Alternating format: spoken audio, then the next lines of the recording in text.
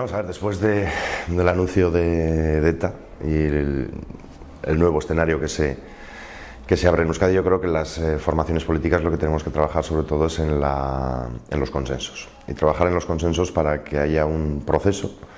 de reconciliación, de normalización política también en Euskadi y un nuevo tiempo de convivencia. Afortunadamente en Euskadi no hemos vivido quiebras sociales o brechas sociales como pudo pasar en Sudáfrica o pudo pasar en Irlanda del Norte, pero está claro que hay determinadas carencias de fórmulas de funcionamiento desde el punto de vista democrático y desde el punto de vista ético, ¿no?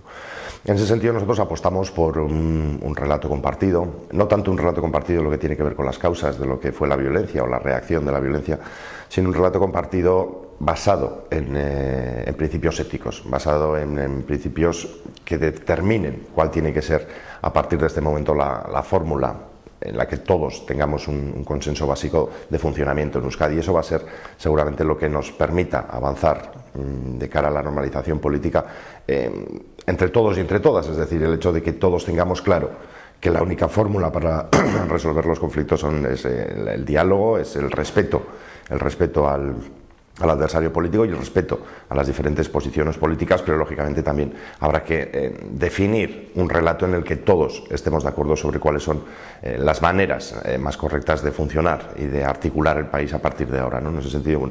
para nosotros es absolutamente fundamental que ese nuevo relato, que ese nuevo proceso, que esa nueva sociedad se dé sobre la base de consensos éticos básicos y profundos, de forma que no volvamos a vivir en el futuro situaciones tan lamentables y tan tristes como hemos vivido en el pasado.